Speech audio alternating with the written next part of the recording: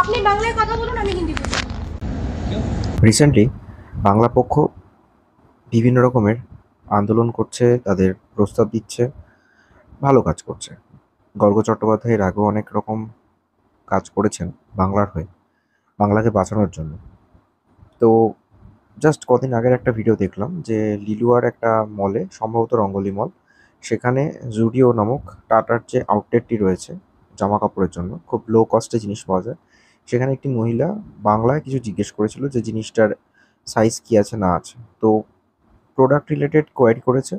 সেখানে ওখানকার যে রিপ্রেজেন্টেটিভ ছিলেন তিনি হিন্দিতে বলেছেন যে আপ মুঝে বাতায়েঙ্গে, ইয়ে মুঝকো সমাজ মে নেই আয়া।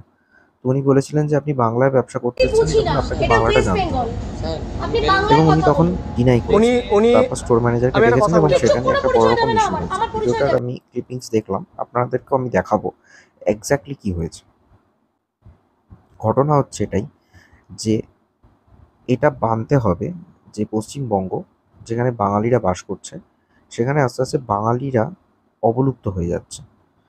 বাঙালিরা যেন আস্তে আস্তে পশ্চিমবঙ্গ ছেড়ে, আগেই তো চলে যাচ্ছিল বিভিন্ন স্টেটে, সেখানে চলে যাচ্ছে এবং বাংলা থেকে বাইরের স্টেটের সব বিভিন্ন রাজ্যের, স্পেশালি ঝাড়খণ্ড, বিহার থেকে ছেলেপুলেরা আসছে এবং এখানে কাজবাজ করছে।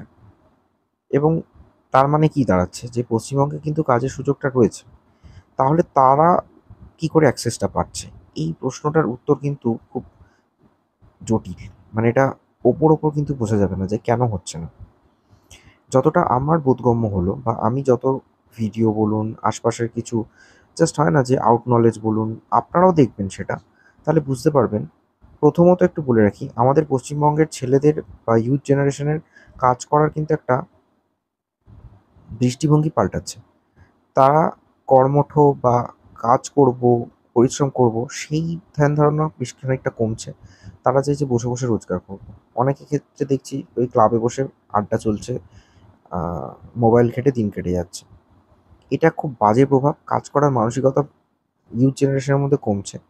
সেখানে দেখা যাচ্ছে যে পশ্চিমবঙ্গের বাইরের ছেলেপুলেরা এখানে ঢুকছে, ঢুকে কাজ করছে। এর সাথে রয়েছে আহ, কিছুটা বলবো ব্রোকার বলুন, কন্ট্রাক্টর বলুন, তার সাথে যদি বলেন কিছু এজেন্সি, তারা বাইরের ছেলেপুলেদেরকে এখানে হায়ার করছে, ঢোকাচ্ছে এবং রীতিমতো জায়গাটা দখল করে নিচ্ছে। সরকারের এখানে প্রতি আমার অনুরোধ, তারা এই জিনিসটা খুব স্ট্রিক্টলি মেনটেন করে, যারা পশ্চিমবঙ্গের ছেলেপুলে তারা যেন কাজের সুযোগটা না হারায়। অবশ্যই আমাদের পশ্চিমবঙ্গের ইউথ জেনারেশনকে আরও বেশি কর্মঠ হতে হবে।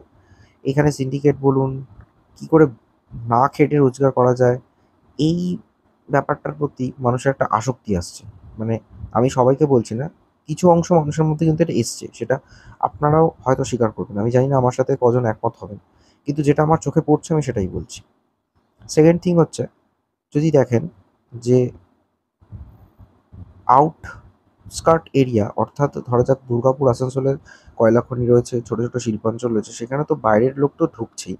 যদি আমরা কলকাতার মধ্যে দেখি তাহলে দেখতে পাবো, আপনারা নিজেরাও দেখবেন, বড়বাজার এরিয়া তো আগেও ছিল নন বেঙ্গলিদের, হালে ফিলে দেখতে পাবো যে বেশি কিছু না, উত্তর কলকাতার দিকে দেখবেন যে অনেক জায়গাতেই একটা জিনিস দেখা যাচ্ছে যে বিহার থেকে প্রচুর মানুষ আসছে এবং এখানে দেখবেন ছোট ছোট বিভিন্ন ধরনের তেলে ভাজার দোকান, মুদিখানার দোকান, এগুলো হচ্ছে লালাদের দোকান যেটা বলে।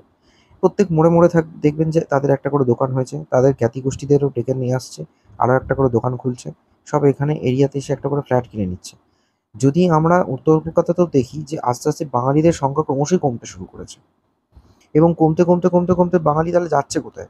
বাঙালিরা চলে যাচ্ছে বাইরের দিকে, সেখানে মনে করছে চাকরি করব। আরে কলকাতাতে কি কাজের অভাব আছে? তা তো নয়। এই ব্যাপারটা মানুষের মধ্যে এমনভাবে ঢুকেছে যে পশ্চিমবঙ্গে কিছুই হবে না, বাইরে গেলেই হবে।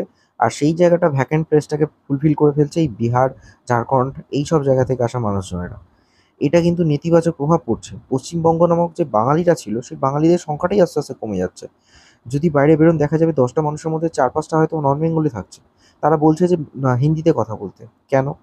দ্বিতীয় কথা হচ্ছে যে আমরা যদি বাইরে যাই, ধরা যাক কেরালের দিকে, আমরা বাংলায় যদি কথা বলি, আমাদেরকে উত্তর দেবে? কেউ দেবে না। হয় আপনাকে ইংলিশে কথা বলতে হবে, আদারওয়াইজ সেখানে হিন্দি বা তামিল, তেলেগু বা অন্ধ্রপ্রদেশের দিকে যেতে গেলে তাদের ভাষায় কথা বলতে হবে।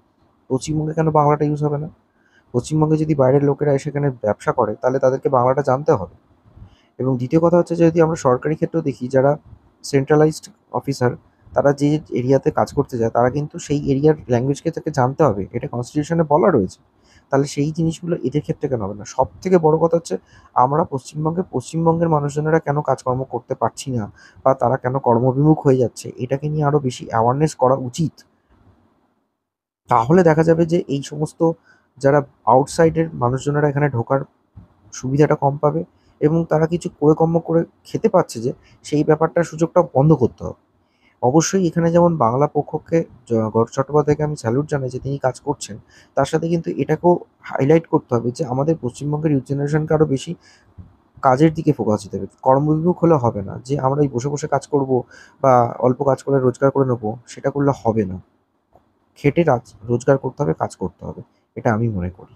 আরেকটা কথা হচ্ছে খুব ইম্পর্টেন্ট, আমার যেটা মনে হলো যে আমি রিসেন্টলি আরেকটা জায়গা দেখছিলাম যে বর্তমান পরিস্থিতিতে যে ইলেকশন চলছে সেখানে ২-৩টে সিটে কীর্তি আজাদ, ইউসুফ পাঠানের মতো লোকজনেরা দাঁড়িয়েছে। সেটা নিয়েও উনি বলেছেন যে এখানে বাংলার লোক কি কম পড়ে গেছে যে বাইরের লোকদেরকে ভোটে দাঁড় করাতে হচ্ছে। এটা একটা বড় পয়েন্ট, যে তারা তো বাংলাও বলতে পারে না, তারা বাংলা সম্বন্ধে কিছু জানে না, তারা বাংলার হিস্ট্রি, জিওগ্রাফি সম্বন্ধে কিছু জানে না। যারা যেখান থেকে দাঁড়িয়েছে তাদেরকে বাইরে থেকে আনা হয়েছে এবং এখানে ভোটে দাঁড় করানো হচ্ছে।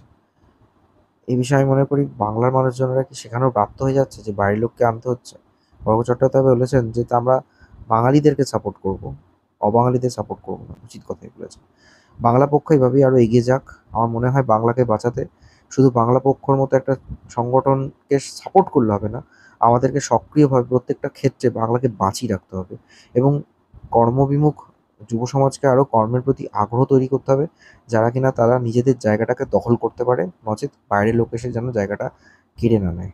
Stay tune on long stories. অবশ্যই ভিডিওটা কেমন লাগলো জানাবেন, আর ভালো লাগলে শেয়ার করবেন, সাবস্ক্রাইব করুন চ্যানেলটা।